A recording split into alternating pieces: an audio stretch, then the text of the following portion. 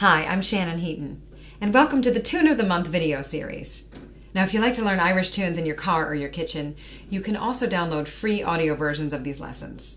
Just head on over to shannonheatonmusic.com and you'll find the podcast link there.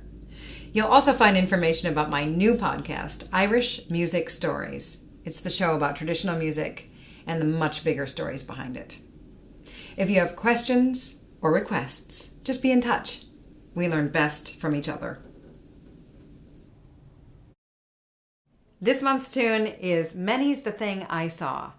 It comes from the Scottish mouth music tradition, and I most associate this tune with the singing of Micheál O'Donnell with Kevin Burke playing. I love the recording of them doing this tune, and it's probably where I first heard it. I'm going to teach it to you in the key of G, and then we'll try it in a couple of other keys, and we'll talk about what key signatures mean and why it's important to be able to transpose tunes, to do them in other keys. Here's Many's the Thing I Saw.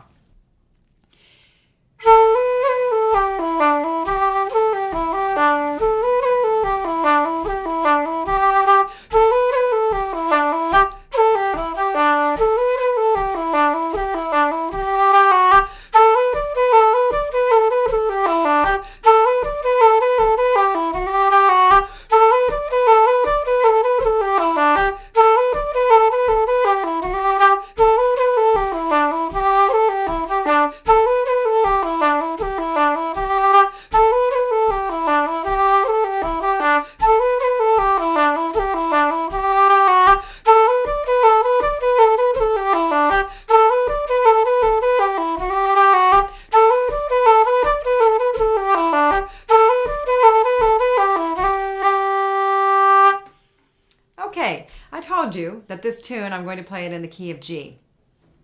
The first note that I played is an A. First phrase ended on a D note. And finally, that second phrase lands on a G. That's where the tune resolves. It starts in kind of an ambiguous way, and then finally it resolves on a G. That's how we know what tune, what key signature is used as the basis for a tune. The note where things really resolve. Doesn't feel resolved.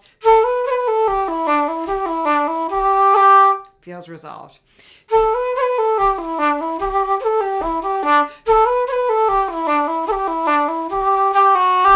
Resolve.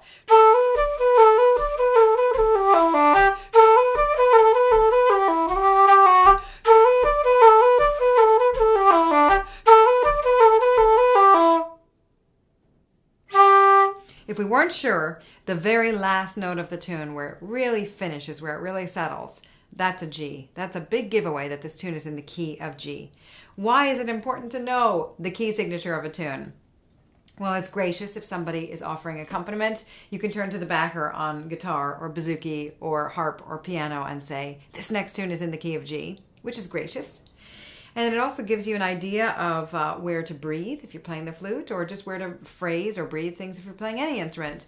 So the B part of the tune, I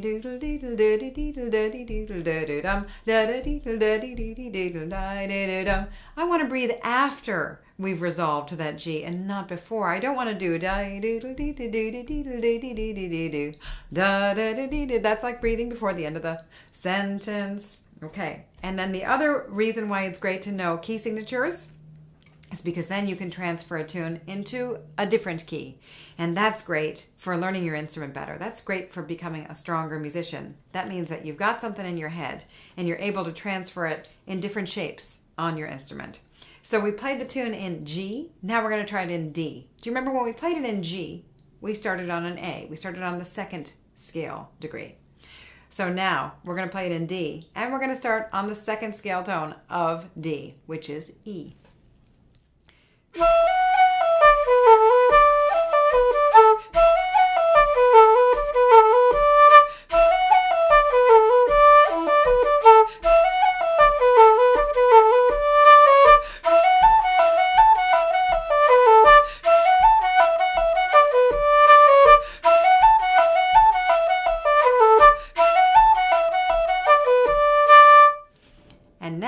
What about A?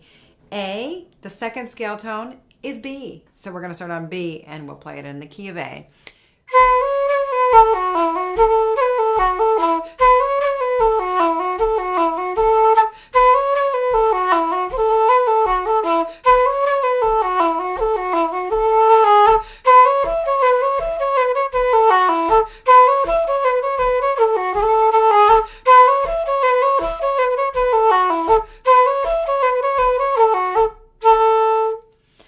So, simple tunes are profound tunes. They can be if they're played nicely and if they have a lot of music in them like this one.